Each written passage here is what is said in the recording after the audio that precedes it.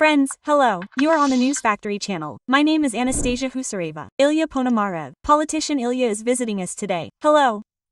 Greetings, let's Start with how far, or maybe close, we are to peace. There are different statements here. Stubb says that the war will be over by autumn. Merz says that we have now reached a distance of 10 kilometers in a straight line, but we have gone only 200 meters. Trump says that it will be 2 weeks and then we will see in which direction I will go. I can go to one, I can go to the other, I can apply sanctions to Putin, I cannot apply them. Zelensky tells Putin, let's meet, name the place, time, country, I'll come and we'll talk. Quote, the Ministry of Foreign Affairs of Ukraine says, we are ready to talk about territories, but at a meeting of leaders, and Lavrov comes out and says, the meeting between Zelensky and Putin is not planned. At the same time, European leaders say, we will stand by Ukraine. Lute, who is the Secretary General of NATO, says, NATO will support Ukraine. What is happening? Well, over there on the other side of the railing, people have trouble, they want a bargain, right? That is, what is happening. In general, this is what is happening. In my opinion, the process is underway. He goes very slowly indeed. There, as it is, this is the image of a dead man. We can already see how much, a lot of time is needed at the front to walk these 10 kilometers. That is, apparently, the situation in diplomacy in this war is exactly the same, right? That is, all this moves in time by a teaspoon.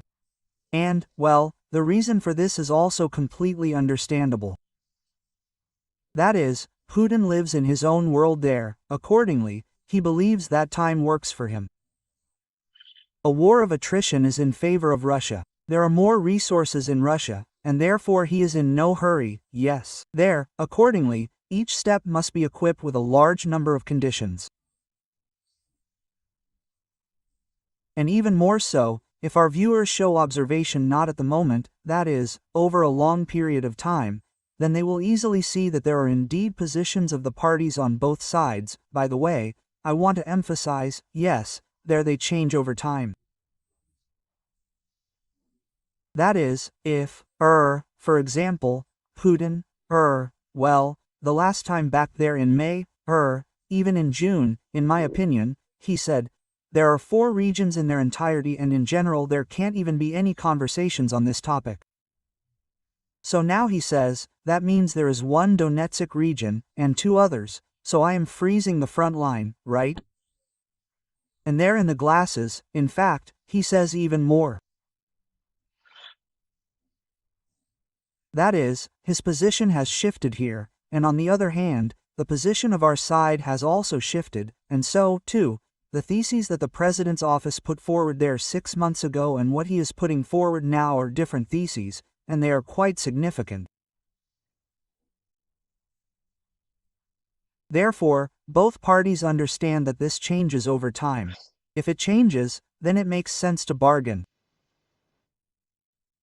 If we are talking about Putin and his ability to bargain, the following message appeared.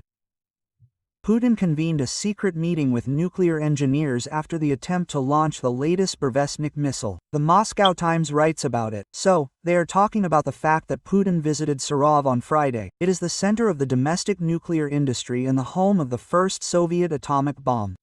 He held a secret meeting that was not in his official schedule.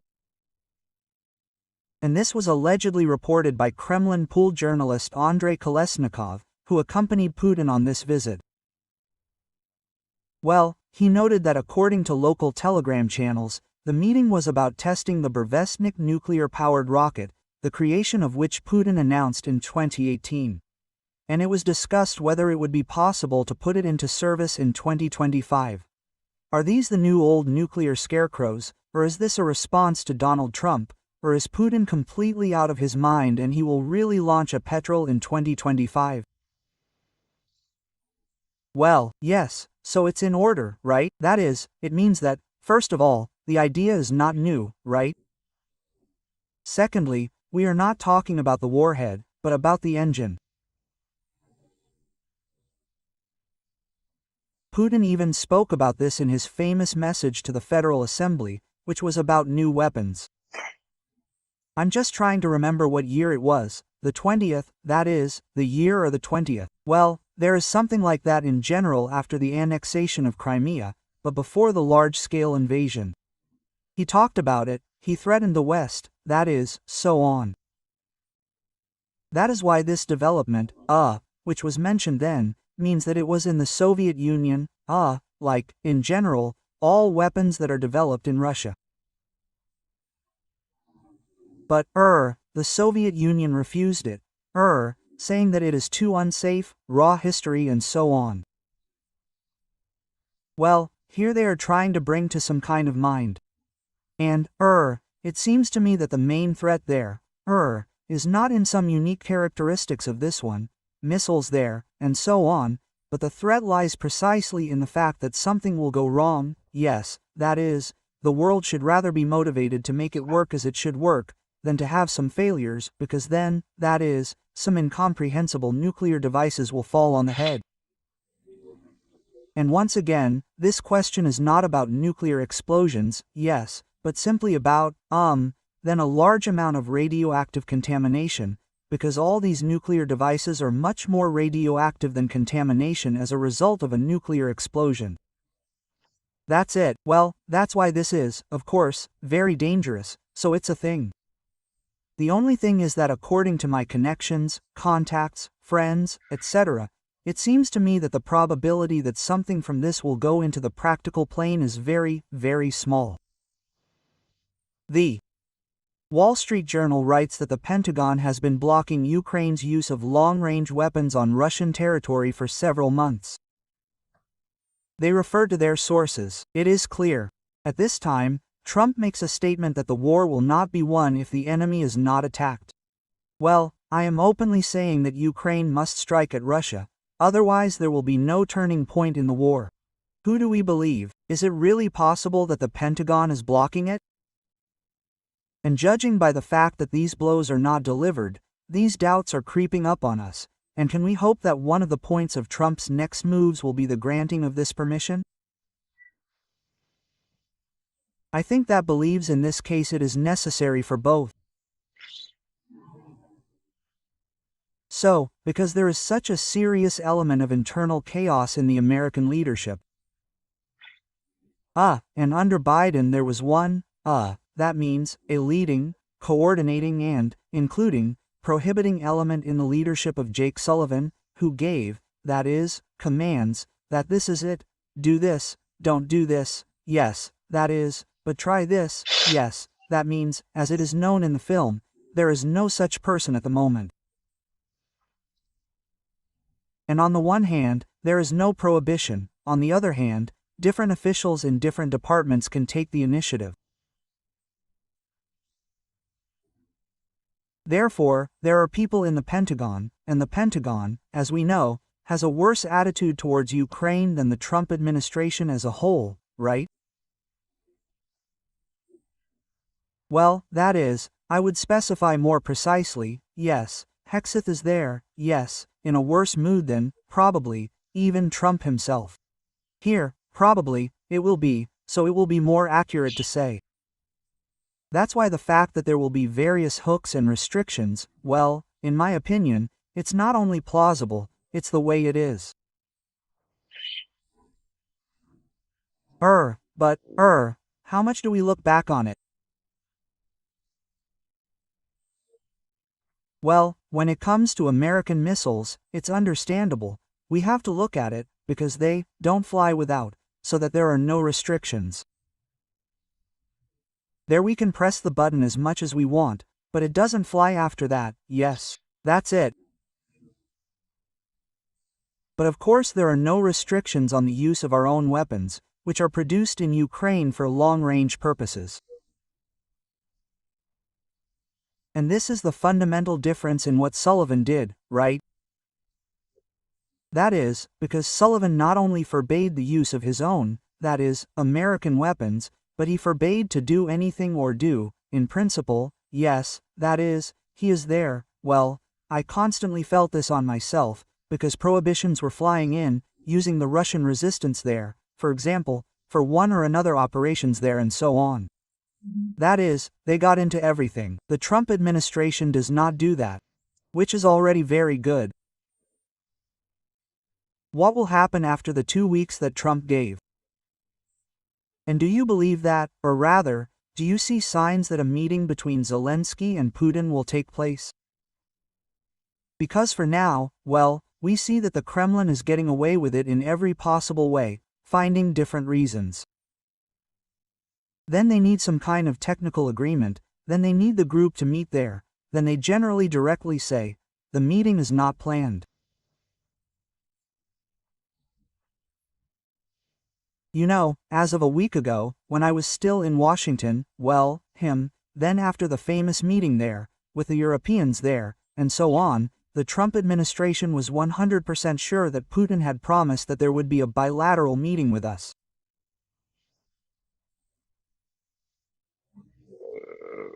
Well, no, in fact, in these questions, I think it is worth believing him. I think that, in general, Putin should be believed, but read, as they say, the white text, right? That is, he is a lawyer, right? That is, he does literally what he promised, but you have to look very carefully, and what exactly does he promise, right?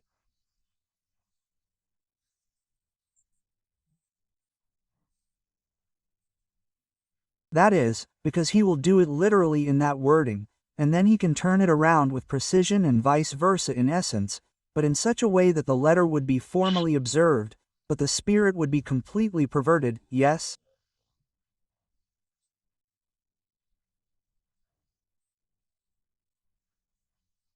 Didn't promise it. Well, yes, I will meet with Zelensky, that's all, full stop. That's it, and for sure he said that that means we are ready to discuss this issue and go to a bilateral meeting there, then, and so on. Therefore, everyone heard what they wanted to hear in this story. And now it looks like Putin is deviating from this. And, of course, it means that Washington is not very happy about this. That's why Trump's statements like this appear about the meaning of these long-range weapons, right? That is, this is a direct result of what Trump believes that Putin promised him and still has not done. In Trump's head, he had very specific deadlines. He wanted this meeting to take place before the trip to Beijing.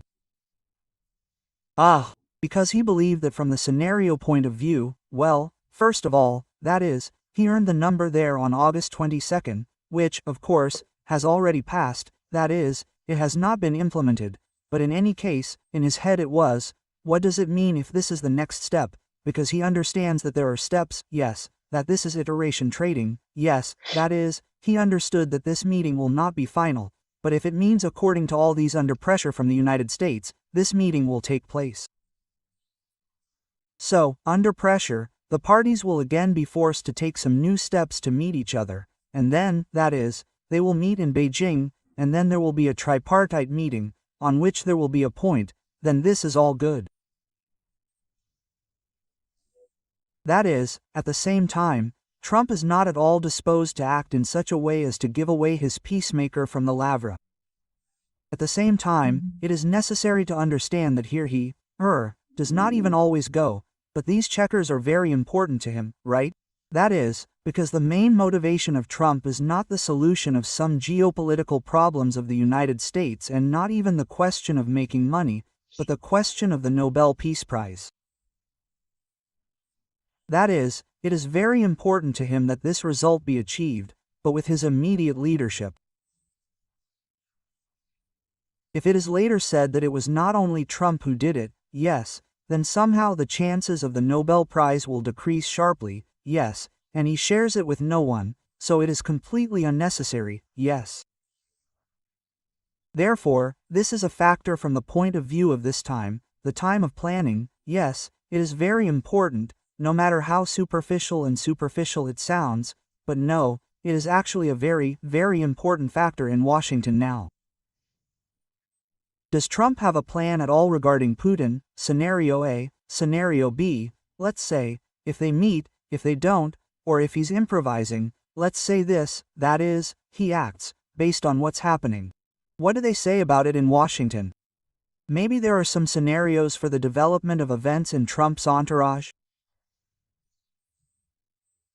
No, the plan there is quite simple, and it is, as it is called, the main plan includes both A and B, that is, it is formulated in such a way that we will make every effort to reach an agreement, and if we do not succeed, then we will show Kuska's mother, right?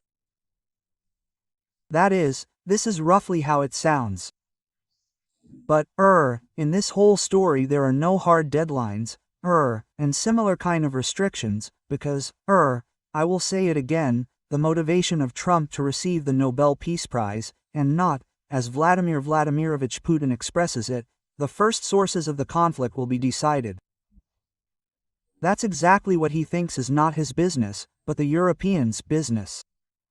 He sincerely wants to end the war, go there to multilateral trade, there and everything else. Well, it is important for him that he has the appropriate result. In this regard, he has no reason to rush somewhere, because the little mother is already, therefore, an irreversible story. Well, I think that Trump is absolutely right here.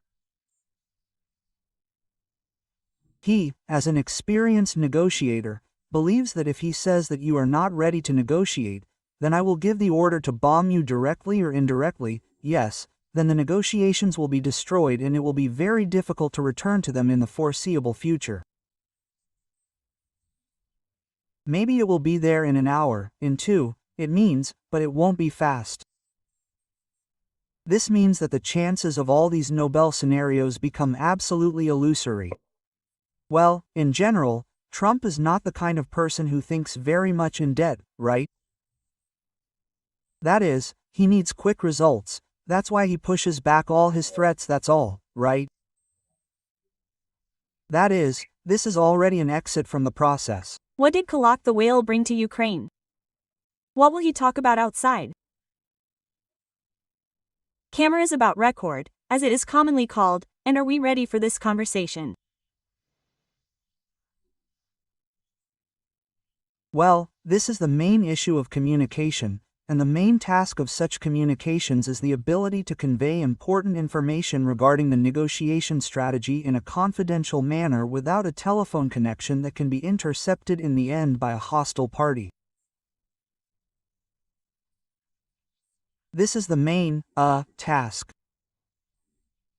After all, the mass media, they quite strongly distort the essence of what is happening. And they give information selectively, even, perhaps not deliberately, due to the fact that the source has shared, which means that all sources have their own interests. Something he shared, something he did not share. That's why there are political passions, that means the angle of vision.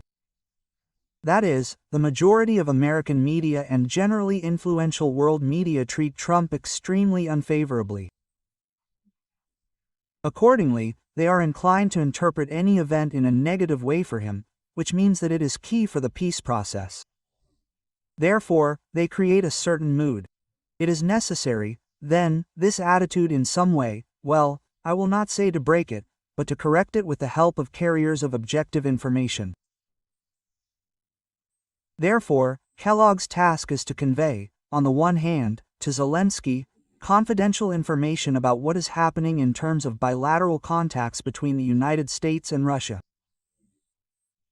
So, to share various secret insides, which, accordingly, are not found anywhere. They will listen to the feedback, yes, about what in this situation means what Ukraine is going to do.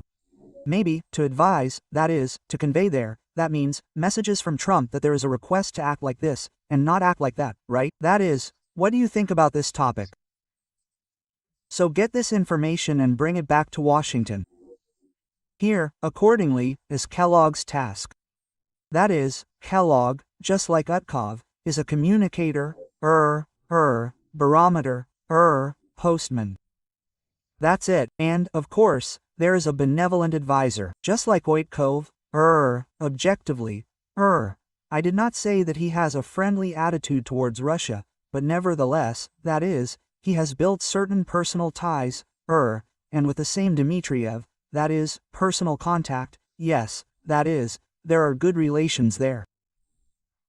And this gives him the opportunity to count on increased frankness, yes, and to discuss some things more informally, more elaborately, to test the reaction to different thoughts, yes, there, then, without the risk that everything will fail. Kellogg has exactly the same contact, respectively, with the Ukrainian side.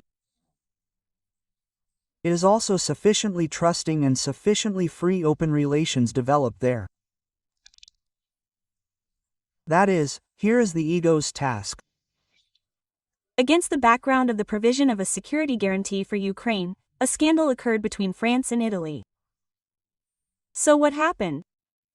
Let's do it. And the Vice Prime Minister of Italy, Matteo Salvini, he sharply reacted to the initiative of France, which is also Macron, who is lobbying for the sending of European troops to Ukraine.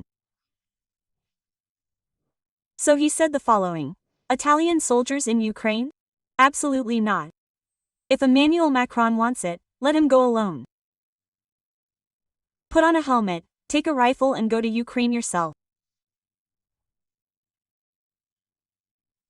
After these words, it means that the ambassador of Italy in Paris was released on the carpet, so that he would give some kind of explanation for this sudden attack. What is happening inside the European Union? Are Europeans really ready to provide security guarantees? And do you see the prospect of sending French, British, who else, Czech troops to Ukraine to control the demarcation line? Well, again a few questions. So, there is a first question regarding the internal history of the European Union. Well, that is, domestic politics in all countries.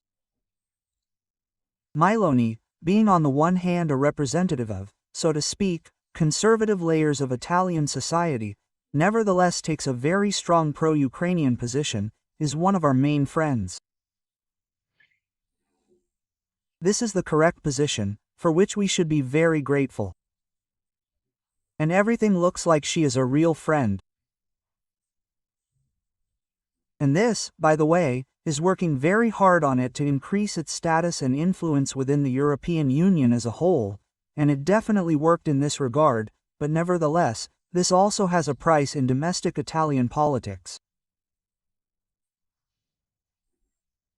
That's why Salvini distinguishes him in this sense. And I think that this statement is, well, maybe, of course, this is also his personal initiative, but I think that this statement could have been agreed with Milone, and in any case it is beneficial for Milone to show that it is her, so the government is not so clear there. So don't worry, nothing will happen there. And the sharper the statement, the better, right? That is, I think that this is precisely why such a tone was chosen. Therefore, this is a political game. Well, I wouldn't pay any significant attention to her. That is, everything goes according to plan in this case, because the melody itself determines the main line in any case.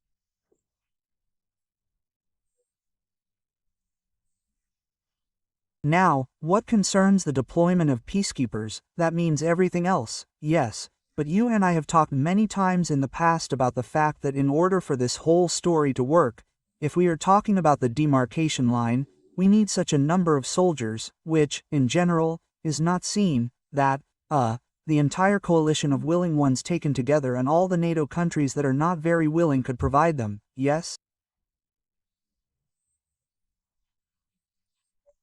That is, there is no such amount of soldiers there in Europe, well, listen, not international forces, yes. That is why, from the very beginning, this initiative seems to me to be more of a political intention than some kind of military practice. Well, even if we are going to recall, it means precedents, it means in the past, yes, then, well, the experience of intervention there immediately comes to mind, during the Civil War, it means 100 years ago. And even then with the presence of mobilized armies, active phases of the war, clearly expressed own interests, of Western forces, all this intervention was limited by the presence of expeditionary corps. Big, by the way, the size is enough, but compared to what I am now, yes, at night in port cities, that is, in cities here and there to protect arsenals and so on, that is, in the deep rear, yes, and there only the Czechs took any part in hostilities. Well, it happened by accident. It means that it just happened historically, and not that, it means that there was some kind of conscious decision. Therefore, even now, I simply have zero hope that there will be any significant expeditionary forces that will be located there along the line of demarcation, that the army will be deployed there, and so on. No, if we ourselves are able to agree with the Russian side on some neutral zone, then it is quite possible that some blue helmets will be introduced into this neutral zone as observers, and, therefore, under the contact regime. But, here you ask me, is such a neutral strip possible? They talked about her there, yes, in the process of all these peaceful discussions. I just don't quite technically understand how this can be done. Well, there, just over there is the front line, on which there are roughly their trenches opposite each other at a distance of 100 meters. I can imagine, here is a wide demilitarized strip, which implies, in fact, the introduction of some peacekeeping forces into the middle, which would be as wide as there, well, not even 30 kilometers, as it sounded, right? That is 10 kilometers, at least 5 kilometers, right? I can't imagine this at all given the current state of affairs. Therefore, this is all a big question. That the Western military will appear as a simple demonstration of the flag, here in Kyiv, there in Kharkiv, that is, in the Dnipro, that is, there will be some kind of training center, there will be a monitoring center, there will be some kind of communication, analytical, cybersecurity, something else. Well, that is, to have something. That is, here's this house, we are some kind of pretense, that means, foreign flags are flying about the fact that, guys, we are here, well, this is here, in principle, it is possible, but it is not a game chair, yes, that is, it is not something fundamental. Do you see the prospect of a ceasefire in the near future? Let's say, well, if we're talking, well, at least until the end of this year. Yes, I think that it is high enough, but I certainly think that in the end we will come to a serious discussion of the scenario of a big exchange, that is, the rest of the Donetsk region to Kherson and Zaporozhye regions.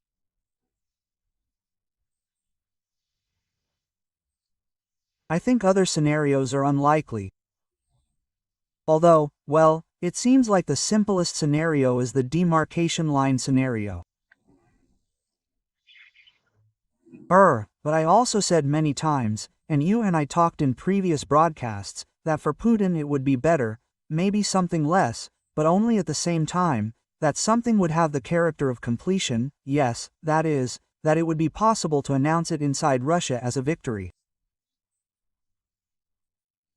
And he is ready, including, to sacrifice something for the sake of it, yes, but so that something could be announced.